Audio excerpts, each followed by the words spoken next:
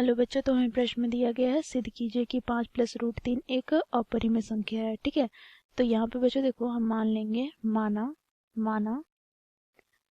5 plus root 3 एक परिमेय संख्या है। ठीक है बच्चों, यहाँ पर हम क्या करते हैं, विरोधाभास से सिद्ध करते हैं। ठीक है, तो बच्चों देखो यहाँ पर 5 प्लस रूट 3 एक परिमेय संख्या है, तो इसे हम पी बटे क्यू के रूप में लिख सकते हैं। तो 5 प्लस रूट 3 बराबर क्या हो जाएगा, पी बटे क्यू। यहाँ पर बच्चों देखो क्यू शून्य के बराबर नहीं है, साथ ही पी तथा क्यू पूर्णांक है। ठीक है, पूर्णांक है। अब बच्चों देखो यहाँ पर हम क्या करेंगे, इस 5 को बराबर के दाईं ओर ले जाएंगे, तो यहाँ पर हमें प्राप्त हो जाएगा, देखो रूट 3 बराबर पी बटे क्यू माइनस 5। ठीक है, अब यहाँ पर हम देखें तो बच्चों देखो पी बटे क्यू एक परिमेय संख्या है। ठीक है, ये तो एक परिमेय संख्या है ही पहले से ही। अब बच्चों देखो यहाँ पर 5, तो बच्चों देखो यहाँ पर 5 को हम 5 बटे 1 के रूप में लिख सकते हैं। बच्चों देखो ये पी बटे क्यू के रूप में है, साथ ही बच्चों देखो यहाँ पर 5 तथा 1 दोनों ही क्या है, पूर्णांक है। साथ ही हर यहाँ पर शून्य के बराबर नहीं है, अर्थात यहाँ से हम क्या बोल सकते हैं, देखो 5 भी एक क्या है, एक परिमेय संख्या है। ठीक है, ये भी एक परिमेय संख्या है, परिमेय संख्या है। अब बच्चों देखो यहाँ पर परिमेय संख्या में हम परिमेय संख्या को घटाते हैं, तो ये हमें परिमेय संख्या ही प्राप्त होता है। ठीक है, परिमेय संख्या ही हमें प्राप्त होगा। अब बच्चों देखो यहाँ पर देखो रूट 3 है। ठीक है, तो बच्चों हम जानते हैं यदि रूट x हो जहाँ पर x पूर्ण वर्ग ना हो, पूर्ण वर्ग संख्या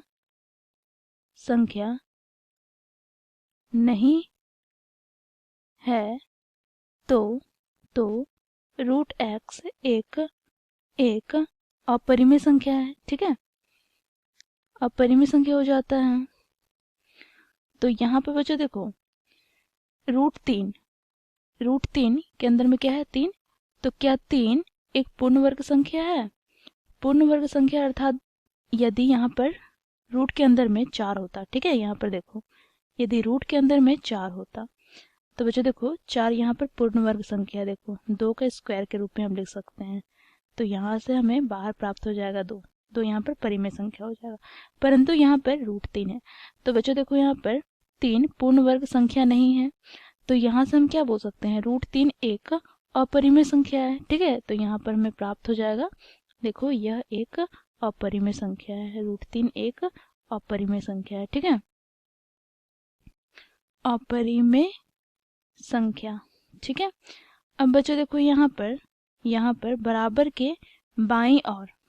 के बाईं ओर हमें अपरिमेय संख्या प्राप्त हो रहा है और दाईं ओर परिमेय संख्या। ठीक है, तो हमें यहाँ पर विरोधाभास प्राप्त हो रहा है, तो यहाँ पर हम लिखेंगे क्योंकि यहाँ हमें विरोधाभास प्राप्त हो रहा है। तो हमें विरोधाभास क्यों प्राप्त हो रहा है, क्योंकि हम लोगों ने यहाँ पर 5 प्लस रूट 3 एक परिमेय संख्या माना है, इसलिए। ठीक है, तो यहाँ से निष्कर्ष क्या आता है, देखो अतः यहाँ पर क्या हो जाएगा, 5 प्लस रूट 3 एक अपरिमेय संख्या हो जाएगा। ठीक है, अपरिमेय संख्या है। तो बच्चों देखो दिए गए प्रश्न को इस प्रकार हम विरोधाभास से सिद्ध करते हैं। ठीक है बच्चों, तो आशा करती हूँ कि समझ में आया होगा। धन्यवाद।